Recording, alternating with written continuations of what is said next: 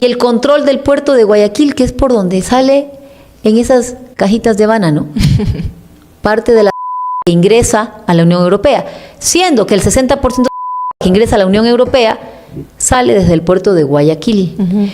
Esa es la noticia que ha venido en los últimos años demostrando cómo el crimen organizado se ha tomado el Ecuador y que nunca fuimos a ese nivel de noticias en el mundo. Y es importante aquí hacer una reflexión. ¿Cómo llegamos hasta aquí? ¿Cómo llegamos a este punto? Ustedes recuerdan al exministro Bernardo Manzano, ministro del señor Guillermo Lasso, gerente de la bananera Noboa, que fue contratado como ministro por un vínculo con el señor Cherres, con la gente que estaba articulada con la mafia albanesa. 2 regulaciones se cambiaron. Él incide sobre 2 regulaciones que cambia el señor Guillermo Lasso, en la cual, primero, quitan el doble control que se hacía a los contenedores de banano y dejan uno solo. Y segundo, de forma antitécnica, aumentan los cupos de exportación de banano. Sin haber visto cuántas hectáreas de banano tenemos, cuánto se está produciendo, los contratos entre el productor y el exportador, Unibanano funcionando, no existe eso. Y de forma antitécnica aumentan los cupos de exportación y resulta que en esos contenedores sale la que va hacia la Unión Europea. Así llegamos aquí. El crimen organizado es una industria que se mueve en torno a rendimientos económicos y es allí donde tienes que atacar desde la cabeza esos rendimientos económicos vinculados al negocio de la droga. Y finalmente, para acabar con este tema, mira, hubo un caso que les pido a ustedes que investiguen, que revisen, que no se queden con lo que les estoy diciendo.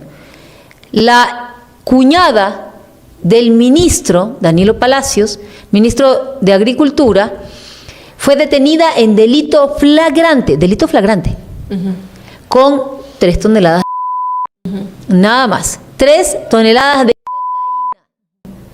La detienen y pocas horas después es puesta en libertad sin tener una medida sustitutiva como presentación, como grillete. No, puesta en libertad. Después de haber sido detenida con 3 toneladas de cocaína, la cuñada del señor ministro de Agricultura. Y ahí quedó el tema, porque nadie lo sacó. Nadie más dice nada de esto. De esto no habla el presidente Noboa, de esto no habla la señora Palencia, de esto no habla el ministro que sigue en funciones, investigación que no sigue, que no habla la señora Diana Salazar, pero que nosotros somos los principales exportadores de la entra a la Unión Europea.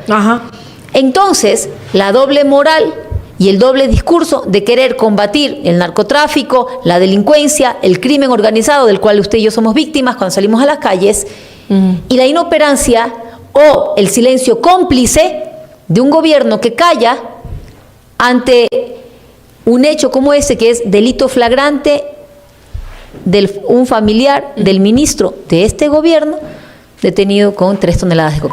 Aquí dice, por ejemplo, Cecilia Aymacaña, dice, Tanya Varela fue descubierta en varios casos, no ha sido procesada ni juzgada, sigue vivite y coleando, dice, y claro, la madrina, ¿no? Que se comprobó que tampoco está tan solita, y hay un problema grave de justicia, Luis, o sea, ahora la fiscal Diana Salazar, si vieron la estrategia de no estar en Twitter para que nadie hable de ella, y que yo hace rato, de hecho yo ni siquiera hablo de la fiscal Diana Salazar, porque calladita nomás está haciendo sus cositas ahí por debajo de la mesa y bien corrupta, como siempre le digo, no tengo ningún temor de decirlo, pero calladita, la estrategia comunicacional de, mira, silenciada nomás, no sabemos absolutamente nada, se quedó sin juicio político, hizo toda una maraña para que no le tomaran el juicio político en conjunto con ADN, con el Partido Social Cristiano, sabiendo todo lo demás, y hay un problema grave de justicia, no solo lo que acabas de mencionar con la señora esta de la hermana, el familiar del ministro, sino con absolutamente todos los casos que están ahora y que probablemente salgan a la luz después, algunos otros, para también perjudicar, porque lo vimos en una investigación que se hizo en The Intercept Brasil,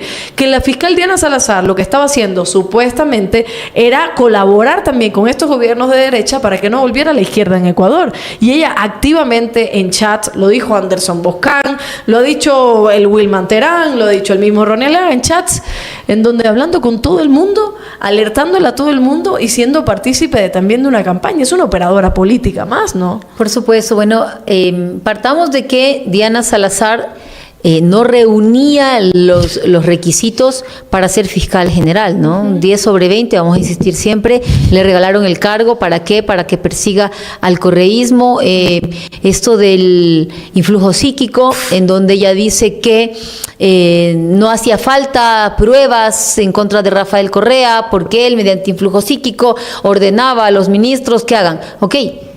Entonces, ¿por qué el influjo psíquico no aplica para Guillermo Lasso? Que, ojo, la muerte cruzada se dio por los vínculos de Guillermo Lasso con la mafia albanesa, ¿no?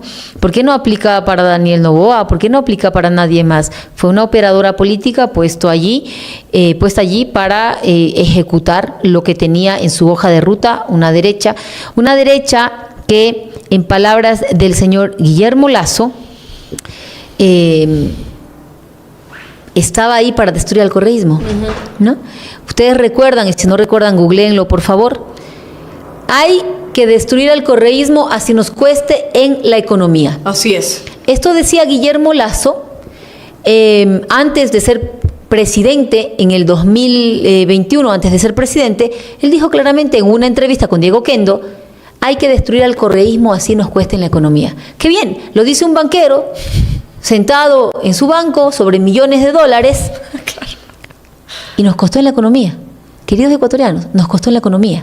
Nos costó en 66% de desempleo y subempleo, en 400.000 hermanos migrando, en 120.000 niños que están fuera del sistema educativo, en 12 millones por hora que perdemos por apagones, en un sistema de salud que no funciona, en que nos faltan medicinas, en que los médicos han sido despedidos, en que la fuerza pública, los policías piden la baja porque los envían como carne de cañón a combatir a delincuentes, sin el equipamiento, sin la dotación, y ellos también son padres, hermanos, hijos.